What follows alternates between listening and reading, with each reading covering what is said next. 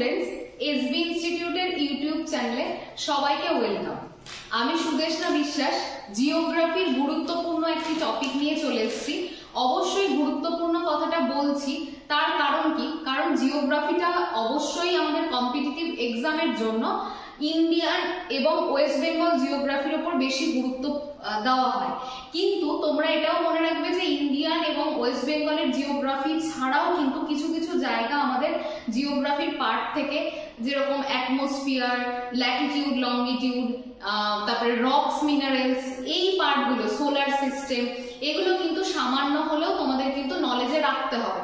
কারণ অনেক পরীক্ষা হয় যেগুলো কি মাধ্যমিক লেভেলের পরীক্ষা হয়, সেখানে কিন্তু তোমাদের এই জায়গাগুলো থেকেও কিন্তু প্রশ্ন আসতে পারে।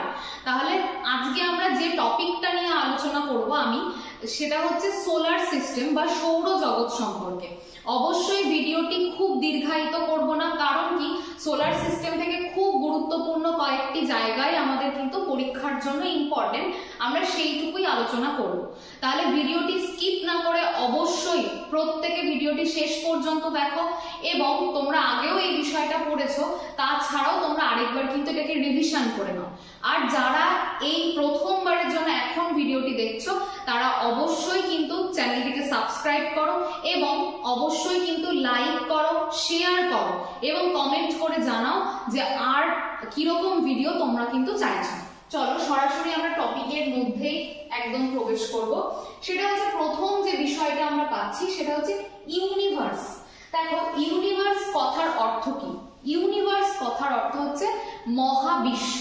তাহলে ইউনিভার্স বা মহাবিশ্ব এটা তো সবার আগের কথা। তারপর গ্রহ, সূর্য, বিভিন্ন নক্ষত্র, উপগ্রহ, এগুলো তো একে একে আসবে। তাহলে দেখো এখানে কি বলছে যে দিনের বেলায় আকাশে কি দেখতে পাচ্ছি আমরা? সূর্য। এবং রাতের বেলায় আমরা আকাশে চাঁদ সহ অসংখ্য আলোক বিন্দু দেখতে পাই। সবার প্রথমে আমরা জেনে নেব জ্যোতিষ্ক কাকে বলে। জ্যোতিষ্ক হচ্ছে দিনের বেলা সূর্য এবং রাতের বেলা কিন্তু চাঁদও রয়েছে, তার সাথে অসংখ্য আমরা দেখতে পাই আলোক বিন্দু কিন্তু মিটমিট করে জ্বলছে, তাদেরকে একত্রে কি বলা হয়? জ্যোতিষ্ক বলা হয়। এবার দেখো কোটি কোটি জ্যোতিষ্ক, অর্থাৎ তার মধ্যে কিন্তু গ্রহ আছে, উপগ্রহ আছে, অসংখ্য নক্ষত্র রয়েছে, ধূলিকণা রয়েছে, গ্যাস রয়েছে। এরা কিন্তু অসীম শূন্য স্থান, যার কোনো সীমানা নেই, এরকম জায়গাতে কিন্তু তারা বিস্তার লাভ করেছে। এই সময় এই সমস্ত কিছু নিয়ে আমাদের কি গড়ে উঠছে? ইউনিভার্স গড়ে উঠছে। মানে যে জায়গাটা সম্পূর্ণ সীমাহীন, যেটাকে একদম আমরা জানি না যে তার সীমা কত দূর অবধি, তার অন্তর্গত কিন্তু সমস্ত কিছুই, সেটা হচ্ছে যে কোনো নক্ষত্র হতে পারে, গ্রহ হতে পারে, উপগ্রহ হতে পারে, গ্রহাণুপুঞ্জ হতে পারে, জ্যোতিষ্ক হতে পারে, তারপরে উল্কা হতে পারে, সবকিছু নিয়ে একত্রে যেটা যে জায়গাটাতে রয়েছে সেটাকেই বলা হচ্ছে, এই সমস্ত কিছুকে নিয়ে ইউনিভার্স গড়ে উঠছে। আর মহাবিশ্ব সম্পর্কে কিন্তু আমাদের এখনো অনেক কিছু কি রয়েছে? অজানা তথ্য কিন্তু রয়েছে। নেক্সট দেখো নেবুলা বা নীহারিকা। এখানে দেখো একটা ছবি রয়েছে, নীহারিকার একটা ছবি। অবশ্যই দেখো এই যে আমাদের এত কনফিউশন যে কোনটা নীহারিকা কোনটা জ্যোতিষ্ক, অবশ্যই সবার আগে জেনে রাখবে যে এগুলো কিন্তু প্রত্যেকটাই গ্যাসীয় বায়ুপুঞ্জ, মানে গ্যাসীয় উপাদান দ্বারা গঠিত কিন্তু কোনো না কোনো উপাদান হচ্ছে এগুলো। আর গ্যাস ছাড়াও তো অবশ্যই তার মধ্যে আরো অন্যান্য অনেক উপাদানও থাকতে পারে। তাহলে প্রথমেই দেখো মহাকাশে রাতের বেলা উত্তপ্ত এবং হালকা সাদা মেঘের টুকরো। তাহলে নীহারিকা মানে কি? নীহারিকা মানে হচ্ছে সাদা মেঘের টুকরো, যেটা মহাকাশে পূর্ব থেকে পশ্চিম দিকে পাক খাচ্ছে, তাদেরকে নীহারিকা বলে। এর হচ্ছে উদাহরণ কি? ক্যাটসাই। তাহলে ছবিটা ভালো করে দেখো, নীহারিকার ছবি এটা। এটা কি? এটা হচ্ছে একটা গ্যাসীয় পুঞ্জ, যেটা কিন্তু সাদা রঙের হয় এবং রাতের আকাশেই আমরা কিন্তু এটা দেখতে পাই। পূর্ব থেকে পশ্চিম দিকে কিন্তু এটা পাক খায়, যেরকম ক্যাটসাই। নেক্সট দেখো মিল্কি ওয়ে বা ছায়াপথ। মিল্কি ওয়ে বা ছায়াপথ দেখো এইরকম পেঁচানো আকৃতির হয়, এরকম পেঁচানো থাকে। কি বলছে? অসংখ্য নক্ষত্র পাশাপাশি অবস্থানের ফলে গভীর রাতে উত্তর থেকে দক্ষিণে যে সাদা পথ দেখা যায় স্বচ্ছ, তাহলে দেখো অসংখ্য কিসের অবস্থানের ফলে? অসংখ্য নক্ষত্র যখন পাশাপাশি পাশাপাশি একদম পরপর অবস্থান করছে, তখন গভীর রাত্রে আমরা দেখতে পাচ্ছি একটা স্বচ্ছ সাদা রাস্তা বা পথ, সেটাকে কি বলা হচ্ছে, সেটাকে ছায়াপথ বলা হয়। ছায়াপথগুলো দেখো পেঁচানো হয়, ডিম্বাকার আকৃতির হয়। এখানে দেখো ছায়াপথটা কিরকম ভাবে দেখো পেঁচানো আকৃতির কিন্তু ছায়াপথ আমরা দেখতে পাচ্ছি। সূর্য এবং রাতের আকাশের সমস্ত নক্ষত্র তথা সৌরজগৎ কোন ছায়াপথের অন্তর্গত? খুব ইম্পর্টেন্ট, আমাকে বলতেই পারে আমাদেরকে যে সূর্য কোন ছায়াপথের অন্তর্গত, তাহলে মনে রাখবে যে আকাশগঙ্গা ছায়াপথের অন্তর্গত কিন্তু সূর্য।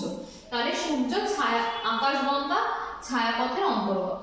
নেক্সট দেখো, এরপর রয়েছে কি লাইট ইয়ার, বা বাংলাতে কি বলে থাকি আমরা, আলোক বর্ষ বলে থাকি।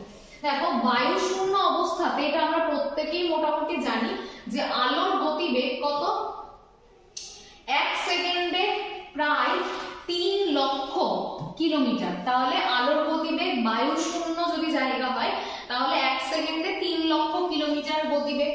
এই গতিবেগে 1 বছরে আলো যতটা দূরত্ব অতিক্রম করে, অর্থাৎ কোন গতিবেগে, এই যে 3 লক্ষ কিলোমিটার পার সেকেন্ড, এই যে গতিবেগটা, এই গতিবেগে যদি আমরা দেখতে পাই যে আলো 1 বছরে যতটা দূরত্ব বা যতটা জায়গা অতিক্রম করে, তাকে আমরা কি বলে থাকি, লাইট ইয়ার বা আলোকবর্ষ বলে থাকি। জ্যোতির্বিজ্ঞানীরা মহাবিশ্বের বিভিন্ন নক্ষত্র এবং ছায়াপথের দূরত্ব আলোকবর্ষ দ্বারা পরিমাপ করেন। জ্যোতির্বিজ্ঞানীরা দেখলেন যে গ্রহ নক্ষত্র এগুলো তো আমাদের থেকে অনেক অনেক দূরে রয়েছে, তাহলে এদের দূরত্বটা আমরা কিসের মাধ্যমে, কোন এককে মাপবো, তাহলে সেটা হবে অবশ্যই কি আলোকবর্ষ এককে কিন্তু মাপা হয়। বিভিন্ন নক্ষত্রের দূরত্বগুলো কিন্তু মাপা হয়। নেক্সট দেখো, সূর্য সম্পর্কে আমরা খুব ছোট একটা সংক্ষিপ্ত তথ্য জানবো। দেখো কি বলছে, যে সূর্য কি দিয়ে তৈরি, খুব গুরুত্বপূর্ণ দুটো গ্যাসের নাম পড়বে, একটা হচ্ছে হাইড্রোজেন, একটা হচ্ছে হিলিয়াম। তাহলে সূর্য হচ্ছে ভাসমান হাইড্রোজেন, হিলিয়াম এবং ধূলিকণা, এইগুলো দ্বারা কিন্তু জমাট বেঁধে যে বিশাল মেঘ তৈরি হয়েছে, সেটা দিয়ে কিন্তু সূর্যের দেহটা তৈরি। সূর্যের বাইরের উষ্ণতা দেখো অনেকটাই কিন্তু 6000 ডিগ্রি সেলসিয়াস রয়েছে, মানে অনেকটাই কম আর কি। আর সূর্যের ভেতরের উষ্ণতা দেখো 1.5 কোটি ডিগ্রি সেলসিয়াস। তাহলে সূর্যের ভেতরের উষ্ণতা যদি দেখি তাহলে সেটা কত, 1.5 কোটি ডিগ্রি সেলসিয়াস। নেক্সট দেখো, পৃথিবীর থেকে সূর্য কত লক্ষ, 13 লক্ষ গুণ বড় আর 3 লক্ষ গুণ কি ভারী। তাহলে পৃথিবীর থেকে সূর্য কতটা বড়, 13 লক্ষ গুণ বড় আর 3 লক্ষ গুণ ভারী। সূর্য রশ্মির 200 কোটি ভাগের মাত্র 1 ভাগ আমাদের পৃথিবীতে পৌঁছায়। ভাবো তাহলে যদি সূর্যের পুরো রশ্মিটাকে 200 কোটি ভাগ ধরা হয়, তার মাত্র 1 ভাগ আমাদের পৃথিবীতে কিন্তু এসে পৌঁছায় আলো বা উষ্ণতা রূপে। সূর্যের গায়ে আমরা কি দেখতে পাই বলতো, সূর্যের গায়ে কিন্তু আমরা কলঙ্ক দেখতে পাই, হয়তো দূর থেকে বুঝতে পারি না, কিন্তু সূর্যের দেহে কিছু কিছু জায়গার থাকে কি উষ্ণতা কিছুটা কম থাকে। সূর্যের দেহে যখন উষ্ণতা কিছু জায়গার কম থাকে, সেই জায়গাগুলো কিরকম হয়, একটুখানি কম উজ্জ্বল, অসংখ্য কালো দাগ থাকে সেখানে, এবং এটাকে কি বলা হচ্ছে, সৌর কলঙ্ক বলা হচ্ছে। তাহলে সূর্যের দেহে যে জায়গাগুলোর উষ্ণতা কম, সেই জায়গাগুলোতে কিরকম দেখতে পাওয়া যায়, কালো রং কিন্তু আমরা দেখতে পাই। এরপর সূর্যের বাইরের অংশে ছোট ছোট বিস্ফোরণ হয়, প্রচুর পরিমাণে আয়নিত কণা, গ্যাস, রশ্মি চারিদিকে ছড়িয়ে পড়ে, একে বলা হচ্ছে সৌর কলঙ্ক। তাহলে সূর্যের গায়ে ছোট ছোট কি হয়, বিস্ফোরণ হচ্ছে, সেই বিস্ফোরণের ফলে কিন্তু আয়নিত কণা, গ্যাস এগুলো চারিদিকে ছড়িয়ে পড়ছে, এটাকে কি বলা হচ্ছে, এটাকে সৌর ঝড় বলা হচ্ছে। এখানে দেখো সোলার সিস্টেমের ছবিটা কেন দেওয়া হয়েছে, দেখো কারণ হচ্ছে এখানে প্রত্যেকটা প্ল্যানেটের লোকেশন কিন্তু দেওয়া রয়েছে। দেখো সূর্য থেকে যদি দেখি, সূর্যের সব থেকে কাছে কে রয়েছে, অবশ্যই বুধ রয়েছে। তারপর দেখো যদি বলি পৃথিবীর কাছে কে রয়েছে, শুক্র রয়েছে বা ভেনাস রয়েছে। এরপর দেখো এটা হচ্ছে পৃথিবীর লোকেশন। তারপর দেখো এখানে কি রয়েছে, এখানটাতে কিন্তু রয়েছে হচ্ছে মার্স রয়েছে বা মঙ্গল রয়েছে। তাহলে এক্ষেত্রে মনে রাখবে যে সূর্যের চারটে গ্রহকে কি বলা হয়? ইনার প্ল্যানেট বলা হয়। কোন কোন চারটে? একটা হচ্ছে শুক্র, একটা বুধ, একটা পৃথিবী, আর একটা হচ্ছে মঙ্গল। এদেরকে কি বলা হচ্ছে? ইনার প্ল্যানেট, অর্থাৎ ইনার প্ল্যানেট অর্থাৎ অন্তস্থ গ্রহ, অন্তস্থ গ্রহ। আর কি এই যে জায়গাটা, এটা হচ্ছে জুপিটার, মানে কি বৃহস্পতি, তারপরে দেখো স্যাটার্ন অর্থাৎ শনি, এছাড়া দেখো ইউরেনাস আর নেপচুন। এই যে চারটে গ্রহ দেখতে পাচ্ছ এদেরকে বলা হচ্ছে আউটার প্ল্যানেট। এই চারটিকে বলা হচ্ছে কি? Outer planet. তাহলে সূর্য থেকে দেখো যদি আমরা দূরত্বগুলো দেখি, সূর্যের কাছাকাছি থাকা চারটে গ্রহ অর্থাৎ বুধ, শুক্র, পৃথিবী এবং তার সাথে মঙ্গল, এদেরকে বলা হচ্ছে ইনার প্ল্যানেট। আর কি? আর হচ্ছে বৃহস্পতি, শনি, নেপচুন আর ইউরেনাসকে বলা হচ্ছে কিন্তু আউটার প্ল্যানেট। এখন বর্তমানে প্লুটোকে কিন্তু আর কুলিন গ্রহ বা বড় গ্রহ হিসেবে ধরা হয় না, প্লুটোকে ধরা হয় কি? বামন গ্রহ হিসেবে।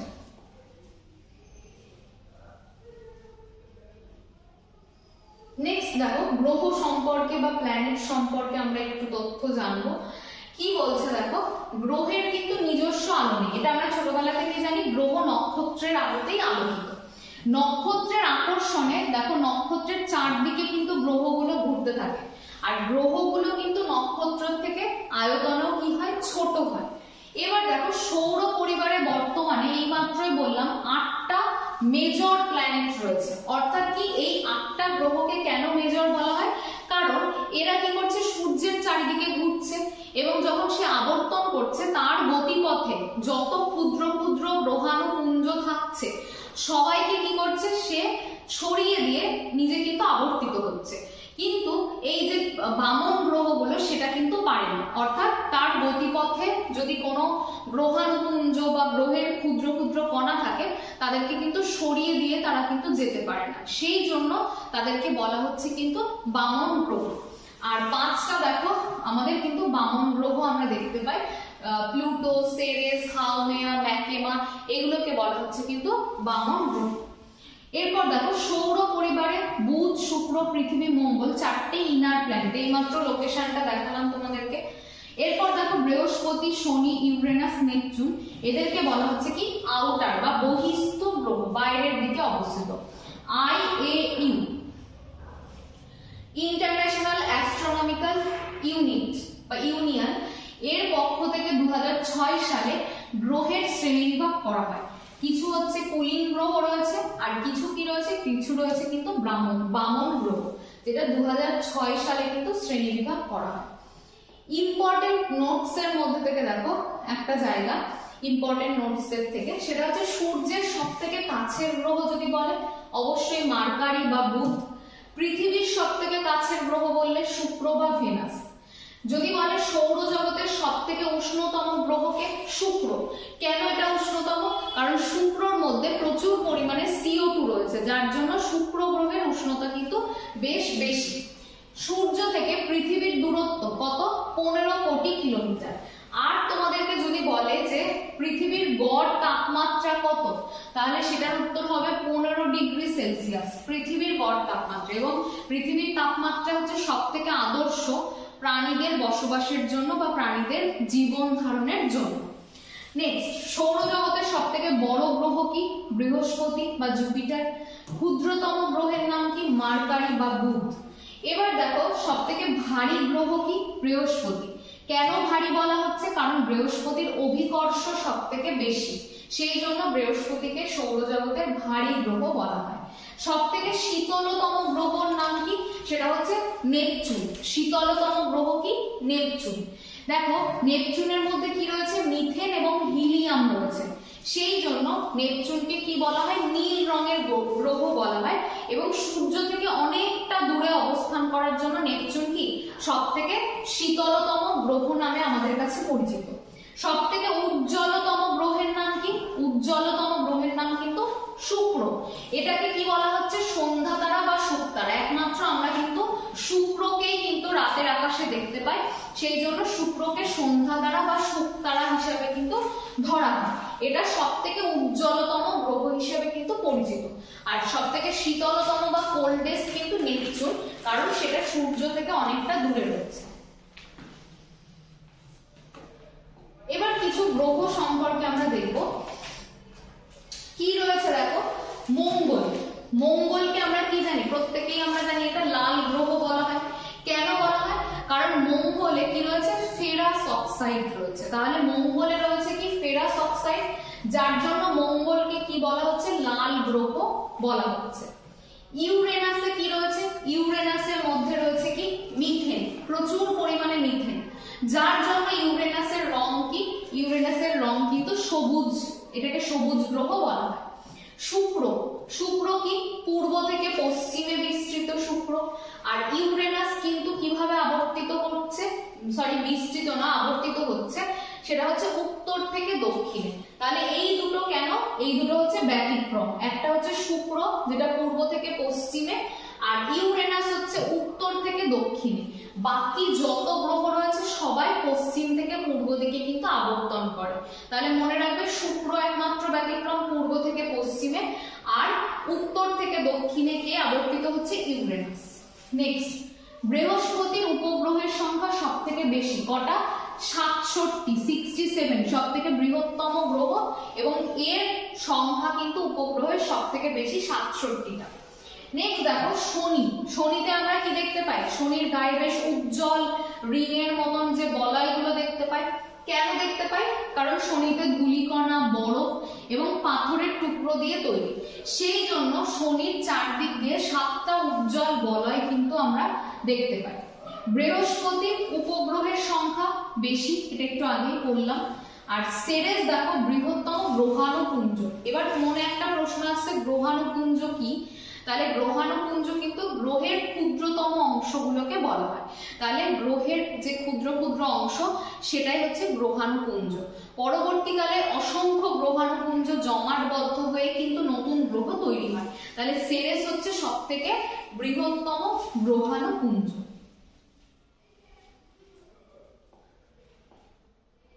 নেক্সট দেখো, এবার স্যাটেলাইট সম্পর্কে আমরা পড়ব বা উপগ্রহ। গ্যানিমিড কার উপগ্রহ? বৃহস্পতির উপগ্রহ। এটা কি সৌরজগতের বৃহত্তম উপগ্রহ হচ্ছে গ্যানিমিড। ক্ষুদ্রতম উপগ্রহের নাম কি? ডিমোস। এটা কার উপগ্রহ? এটা মঙ্গলের উপগ্রহ।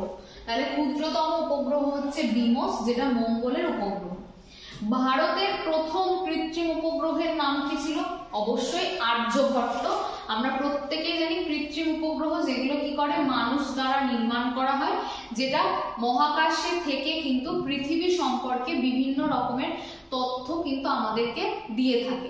এবার যে দেশ থেকে যেটা প্রেরণ করা হয় সেই উপগ্রহটাকে সেইভাবেই আর কি পরিচালনা করা হয়, যাতে ভারতের বিভিন্ন তথ্য দিতে পারে। তাহলে ভারত থেকে প্রেরিত প্রথম কৃত্রিম উপগ্রহ হচ্ছে আর্যভট্ট। এছাড়া দেখো ভাস্কর 1, ভাস্কর 2 আর ইনস্যাট, এগুলো কিন্তু খুব গুরুত্বপূর্ণ। ভারত থেকে দেখো এই যে চন্দ্রযান নিয়ে আমরা প্রচুর আলোচনা করেছি রিসেন্ট, মানে 2023-এ। দেখো প্রথম ভারতের যে চন্দ্রযান সেটা হচ্ছে চন্দ্রয়ান 1। কত সালে পাঠানো হয়েছিল? 2008-এ পাঠানো হয়। তারপর দেখো দ্বিতীয়বারের জন্য চন্দ্রয়ান 2 2019-এ পাঠানো হয়। তারপর এই যে তৃতীয়বার, মানে যেটা 2023-এ হলো রিসেন্ট, সেটা হচ্ছে চন্দ্রযান 3, সেটা হচ্ছে 2023-এ প্রেরণ করা হয়। তাহলে ভারত থেকে প্রথমবার পাঠানো হয়েছিল 2008 সালে, সেটা হচ্ছে চন্দ্রযান 1।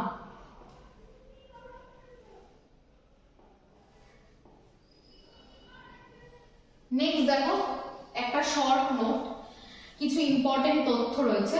মহাকাশে প্রেরিত প্রথম যাত্রী কে ছিল? মানে কোনো ব্যক্তি ছিল না বা মানুষ ছিল না, সেটা ছিল কি, লাইকা নামক একটা কুকুর। তিনি কিন্তু কুকুরটি হচ্ছে প্রথম মহাকাশে গিয়েছিল। তারপর দেখো এটা একটুখানি বানান ভুল রয়েছে। আচ্ছা, পৃথিবীর প্রথম মহাকাশচারী ইনি হচ্ছেন ইউরি গ্যাগারিন, পৃথিবীর প্রথম মহাকাশচারী। এবং তিনি মহাকাশে গিয়ে কিন্তু পৃথিবীর আকৃতি যে গোলাকার সেটা আমাদের সামনে কিন্তু মানে বলেন। এবং ইউরি গ্যাগারিন কিন্তু স্পুটনিকে করে কিন্তু মহাকাশে গিয়েছিলেন। নেক্সট দেখো পৃথিবীর প্রথম মহিলা মহাকাশচারী ভ্যালেন্টিনা তেরেস্কোভা। তারপর তারপর দেখো ভারতের প্রথম মহাকাশচারী ইনি হচ্ছেন রাকেশ শর্মা। আর প্রথম যদি বলে মহিলা মহাকাশচারী, উনি 1997 গিয়েছিলেন, তিনি হচ্ছেন কল্পনা চাওলা। এরপর খুব ইম্পর্টেন্ট, ভারতের মহাকাশ গবেষণা কেন্দ্রের নাম কি? সেটা হচ্ছে ইসরো, অর্থাৎ ফুল ফর্ম করে রাখবে অবশ্যই, ইন্ডিয়ান স্পেস রিসার্চ অর্গানাইজেশন। কোথায় এটা সদর দপ্তর বা হেড অফিস রয়েছে?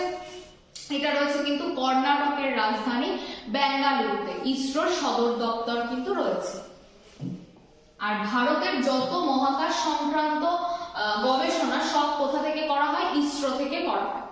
এবার দেখো আমরা ভিডিওর একদম শেষ পর্যায়ে একটা বিষয় আলোচনা করছি, সেটা হচ্ছে আমাদের নতুন ফাউন্ডেশন ব্যাচ 11ই জানুয়ারি 2024 থেকে স্টার্ট হচ্ছে। যারা যারা পড়তে ইচ্ছুক তারা অবশ্যই ইনস্টিটিউটের নাম্বার, দেখো স্ক্রিনে দেওয়া যে নাম্বারটা দেখতে পাচ্ছ তোমরা 9083644276 নাম্বারটিতে ফোন করে নিজের নাম নথিভুক্ত করো। এবং কেন তোমরা এই ব্যাচটাতে ভর্তি হবে?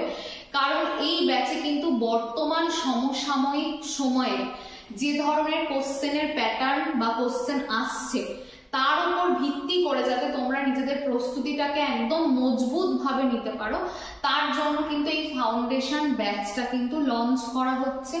এবং এই ফাউন্ডেশন ব্যাচ থেকে তোমরা অনেকগুলো এক্সামকে তোমরা কভার করতে পারবে। মূলত পিএসসির সমস্ত এক্সামগুলো, WBCS, WBP, কেপি, তারপরে ফুড এসআই, ক্লার্কশিপ, মিসলেনিয়াস, এই যে পরীক্ষাগুলো সামনে 2024-এ হতে চলেছে, সেই পরীক্ষাগুলো কিন্তু তোমরা অবশ্যই এই একটা ব্যাচের মাধ্যমে কিন্তু তোমরা কিন্তু পড়তে পারবে।